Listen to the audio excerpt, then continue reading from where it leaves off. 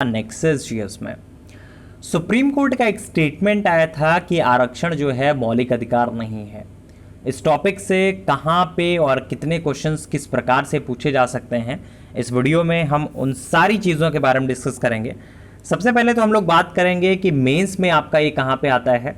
तो मेंस के जीएस 2 में आता है, चाहे वो यूपीएससी का हो, चाहे वो आपका स्टेट लेवल का पेपर हो, मतलब यूपीपीसीएस का। तो सामान्य धन का जो सेकेंड पार्ट होगा वहाँ पे आपका इससे रिलेटेड क्वेश्चन पूछा जा सकता है। चर्चा में क्यों आया? देखिए, हाल ही में सुप्रीम कोर्ट ने एक आरक्षण संबंधी मामले में आर्टिकल 32 के तहत दायर याचिका को यह कहते हुए खारिज कर दिया था कि आरक्षण जो है एक मौलिक अधिकार नहीं है।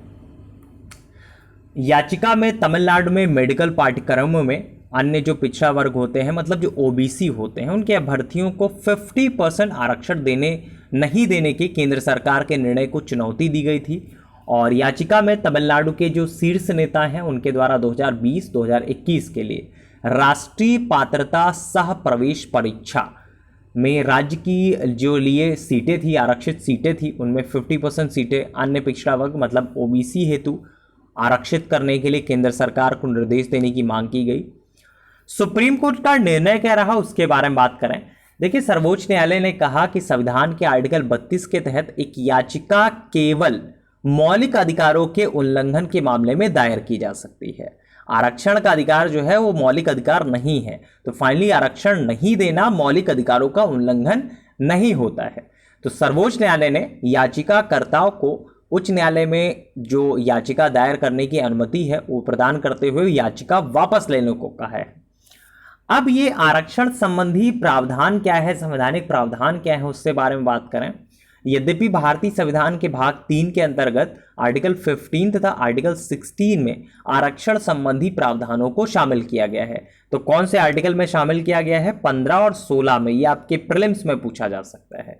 लेकिन सुप्रीम कोर्ट ने इन जो अनुच्छेद हैं, जो आर्टिकल हैं, उनकी प्रकृति के आधार पर इन्हें मौलिक अधिकार नहीं माना है और इसीलिए इन्हें लागू करना राज्य के लिए बाध्यकारी नहीं होता है। तो आरक्षण की जो अवधारणा है आनुपातिक नहीं है, बल्कि पर्याप्त प्रतिनिधित्व पर आधारित है। अर्थात जो आरक्षण का लाभ है वो जनसंख्या के अनुपात में उपलब्ध कराने की बजाय पर्याप्त जो प्रतिनिधित्व है वो सुनिश्चित करने के लिए है।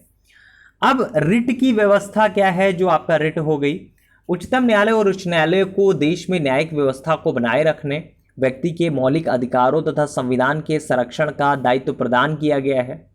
सर्वोच्च न्यायालय का जो आर्टिकल 32 है और उच्च न्यायालय को आर्टिकल 226 के तहत रिट अधिकारता प्रदान की गई है। बहुत इंपॉर्टेंट है, एग्जामिनेशन में पूछा जाएगा।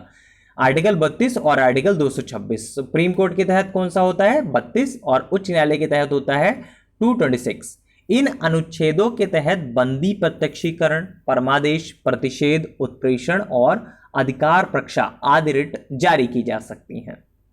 ये आपका 5 प्रकार की जो रिट्स हैं उनके बारे में भी पूछा जाता है, उनसे रिलेटेड जानकारियों के बारे में पूछा जा सकता है।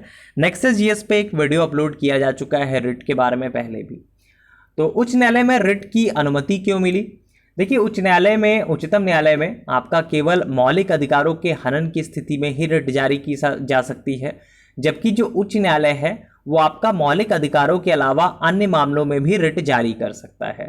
उच्चतम न्यायालय आर्टिकल 32 के तहत दायर रिट की सुनवाई से मना नहीं कर सकता, जबकि जो आर्टिकल 226 है उसके तहत उच्च न्यायालय सुनवाई के लिए याचिका स्वीकार करने से मना कर सकता है, क्योंकि जो आर्टिकल 226 है वो मौलिक अधिकारों का भाग नहीं होता है। ये आपसे पूछा जा सकता है आपके एग्जामिनेशन में, क्या ये मौलिक अधिकारों का भाग है या नहीं है? तो आर्टिकल 226 मौलिक अधिकारों का भाग नहीं है।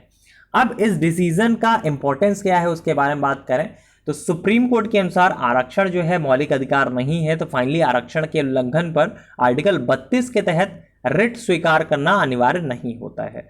और निर्णय के बाद आरक्षण संबंधी मामलों में रिट जो है याचिका सीधे सुप्रीम कोर्ट के स्थान पर उच्च न्यायालयों में लगानी होगी, क्योंकि उच्च न्यायालयों की रिट अधिकारता में मौलिक अधिकारों के अलावा अन्य मामले भी शामिल होते हैं।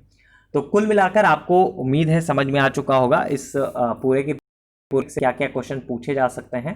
तो सबसे पहले तो मैंने बताया था कि आपका जीएस पार्ट 2 में आपका ये पूछा जा सकता है प्रीलिम्स में पूछा जा सकता है। आरक्षण संबंधी जो संवैधानिक प्रावधान है, उच्चतम न्यायालय और उच्च न्यायालय की रिट की अधिकारिता में अंतर के बारे में पूछा जा सकता है। तो इवन सबसे ज़्यादा जो इंपॉर्टेंट है वो रिट के बारे में ही पूछा जा सकता है, किस आर्टिकल के तहत सुप्रीम कोर्ट में जाएंगे और कौन से आर्टिकल के तहत आपका हाई कोर्ट में रिट अधिकारिता प्रदान की गई है। तो सुप्रीम कोर्ट में आर्टिकल 32 के तहत और उच्च न्यायालय में आर्टिकल 226 के तहत। और इसके अलावा रिट के बारे में आपको जानकारी होनी चाहिए, रिपीट कर देता हूं, बंदी, प्रत्यक्षीकरण, परमादेश, प्रतिषेध, उत्प्रेषण और अधिकार रक्षा, ये सारे के सारे रिट जारी की जा सकती हैं।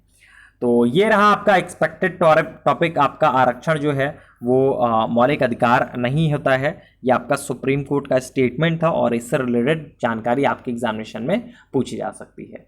चलिए फिलहाल के लिए इतना ही। Thank you so much.